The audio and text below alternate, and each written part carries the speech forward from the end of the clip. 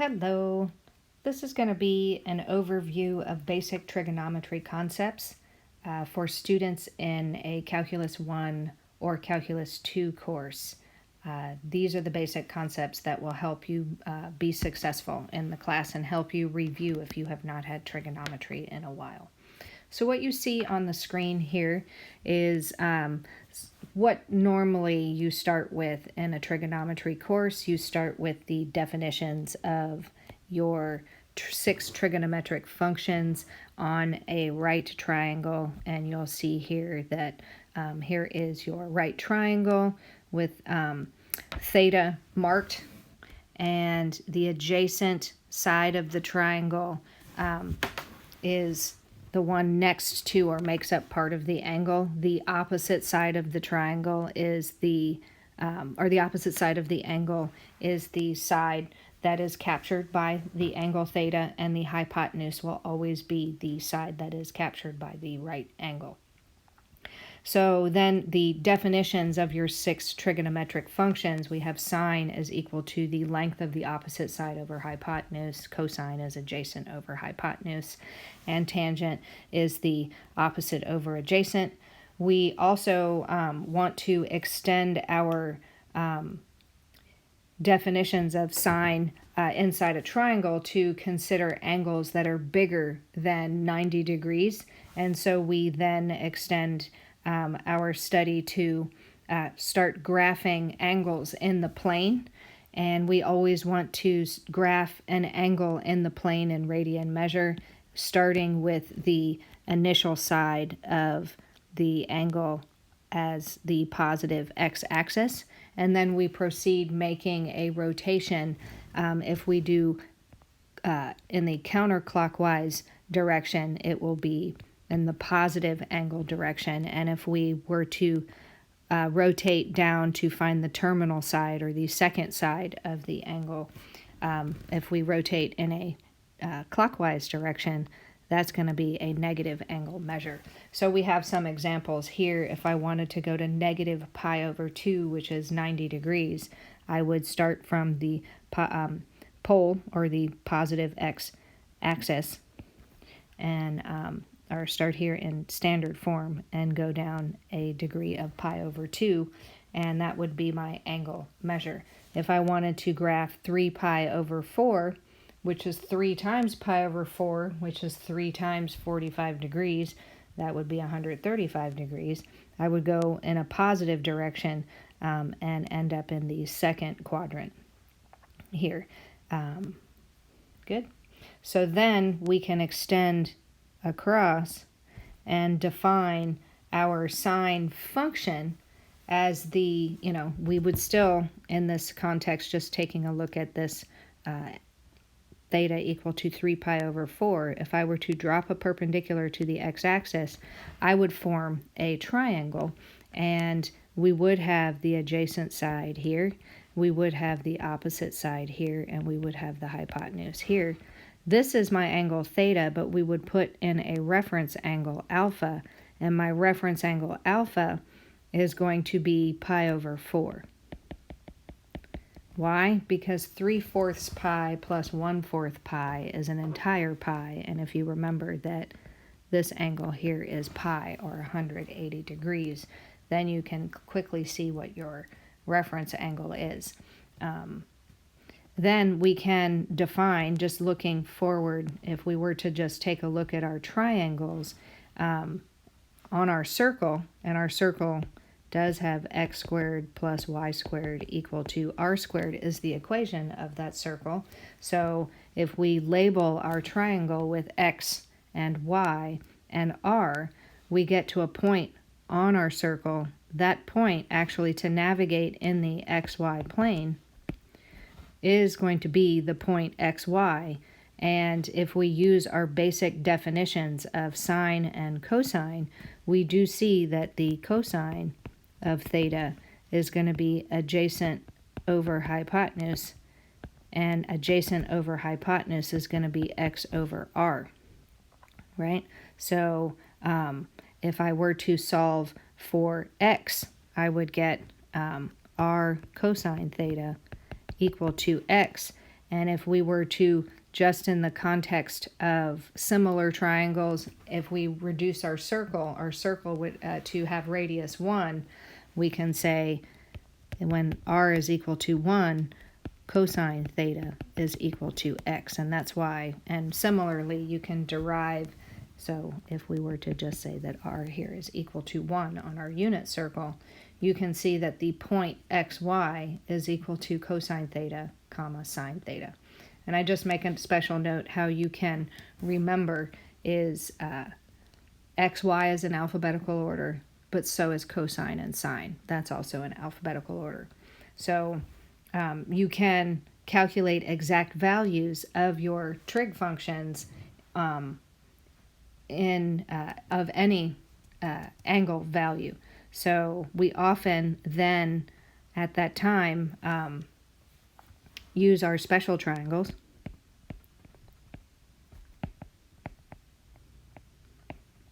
to determine exact values of our trigonometric functions.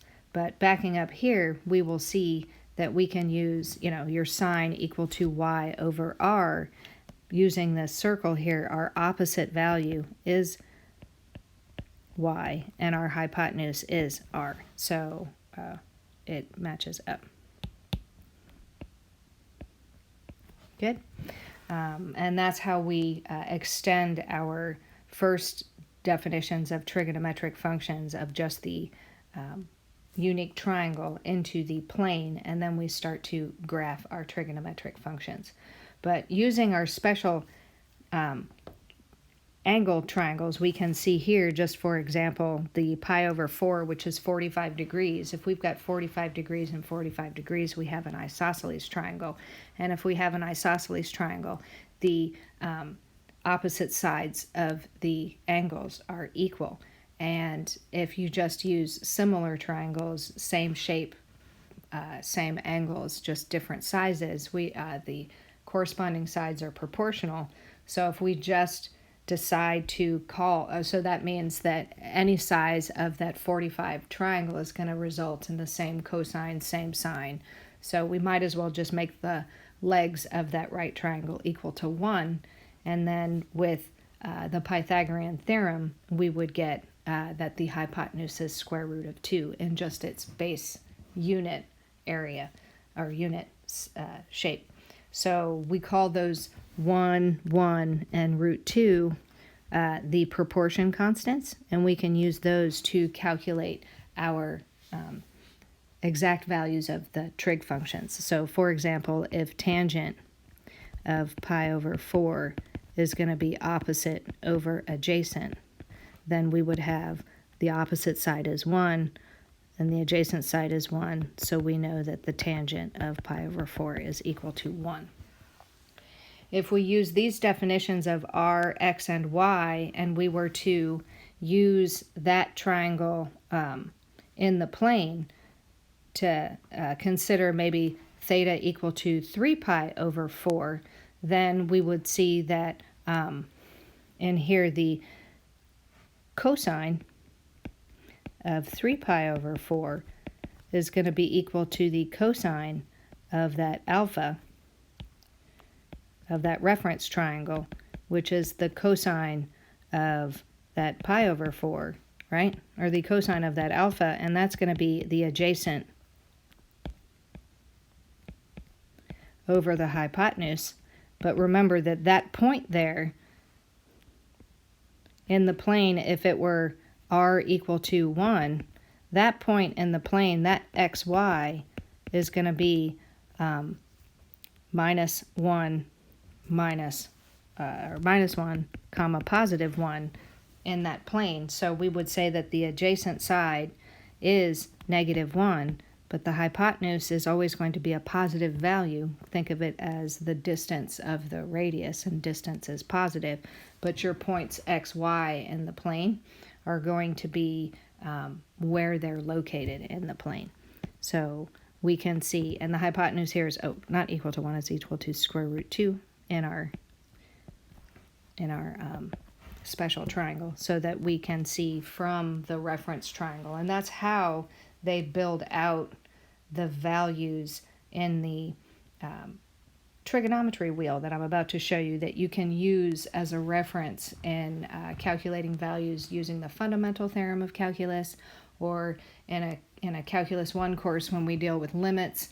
If you've got trigonometric functions in your limits and your values x, limit as x goes to 3 pi over 4, you'd be able to calculate sine of 3 pi over 4. So it becomes quite useful in both Calculus 1 and Calculus 2. So that's how we get to the trig wheel here. So if I were to find the 3 pi over 4, I would start from the unit circle, and we can see that this is how you get to 3 pi over 4. This point here would equal my cosine and my sine. Good. And here, this point here, 0, 1, that's going to be cosine of pi over 2, comma, sine of pi over 2, because it is the value of x, y, which is 0, 1. So I can tell that cosine of pi over 2 here is equal to 0, and sine of pi over 2 is equal to 1.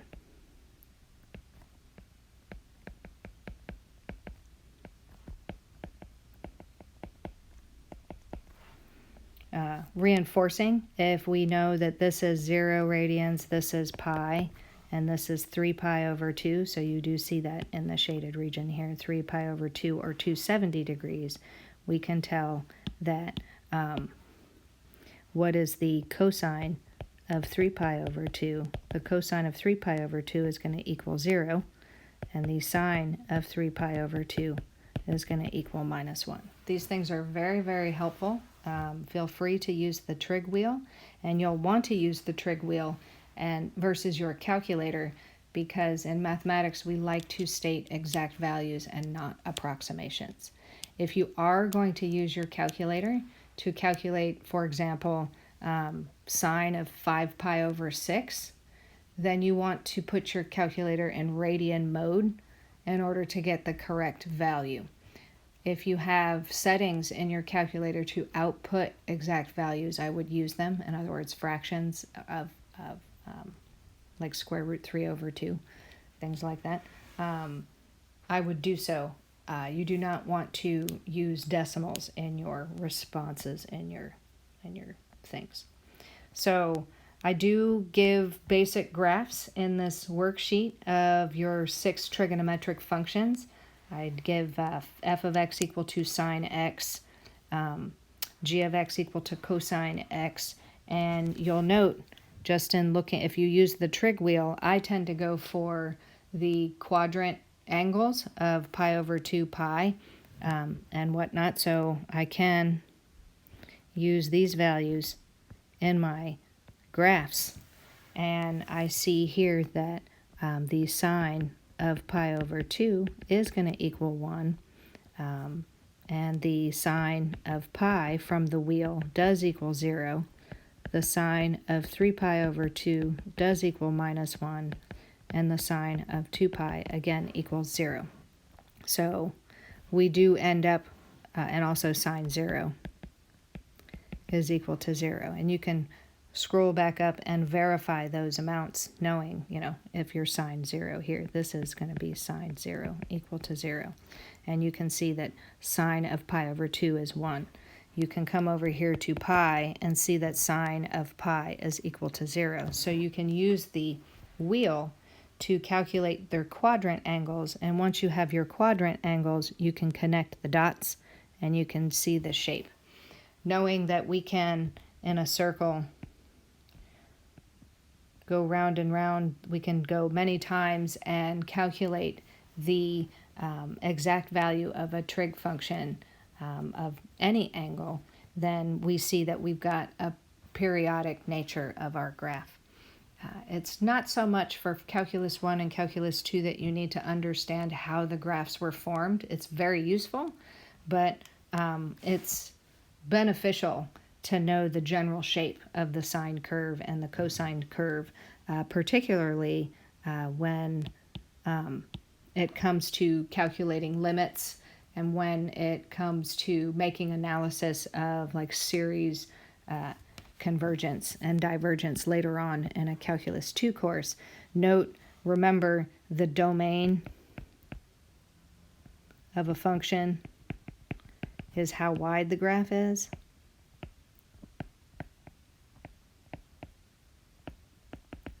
So both the domains of sine x equals the domain of cosine x, and both of those have how wide is that graph. It continues from negative infinity to positive infinity.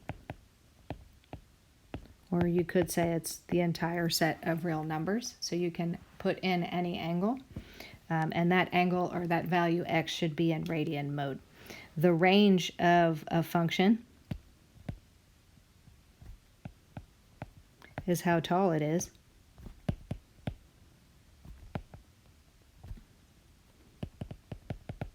And so you notice here that sine and cosine don't go above 1 and they don't go below 0, or I mean below negative 1. So we know that the range of sine x is -1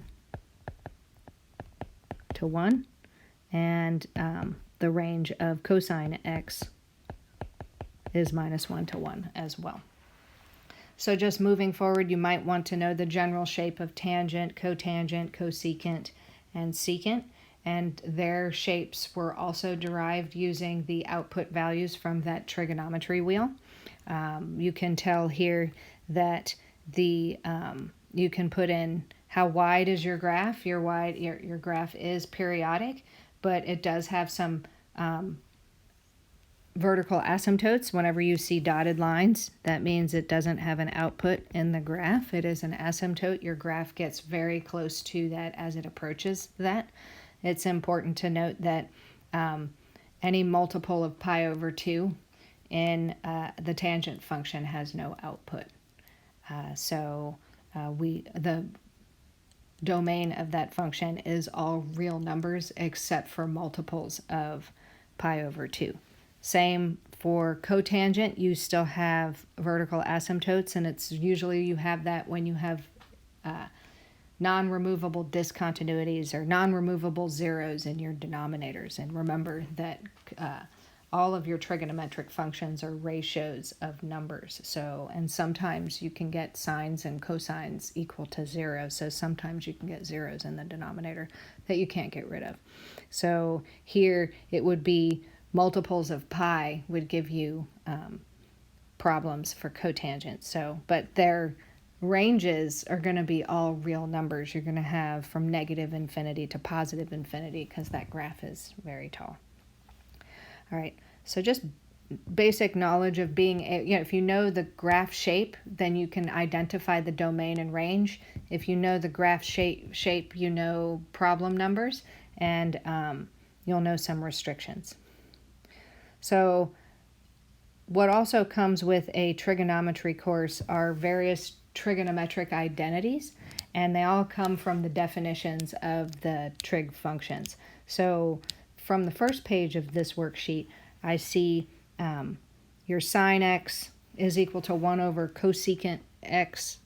Cosecant is 1 over sine, so they're reciprocal ratios of each other, and you can verify that from just basically their definitions. If you look here, sine theta is y over r, cosecant is r over y. So they are reciprocals of each other. Cosine is x over r, secant is r over x. They're reciprocals of each other. They're the co-functions. Co-functions, co stands for complementary or complement, and complementary angles are, they add to 90 degrees. So that's where those relationships are. But notice here, back into our, just to help remember your trig identities, and these are your fundamental trig identities, is if I have an S, I need a C. If I have a C, I need an S, right? So sine, what is cosecant? If I have a C, I need an S. So cosecant is equal to 1 over sine. That's how I can tend to remember. If I have an S, I need a C. Good? So secant would be 1 over cosine and not 1 over sine. If I have cosine, that would be 1 over secant. So those are very helpful in manipulating expressions inside limits, manipulating expressions inside integrals. All right. We also have tangent sine over cosine, and that's going to be 1 over its cofunction.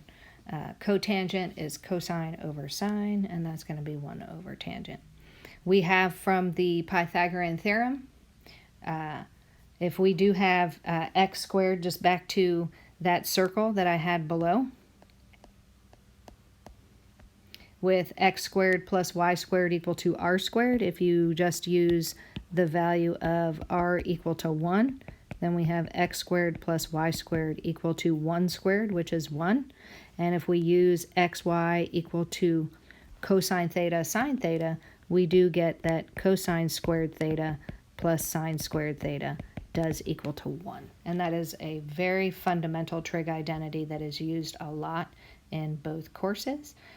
So we have that, but we also want to remember its manipulation. So don't forget that sine squared here is going to equal 1 minus cosine squared. And it's also cosine squared theta is going to equal 1 minus sine squared theta.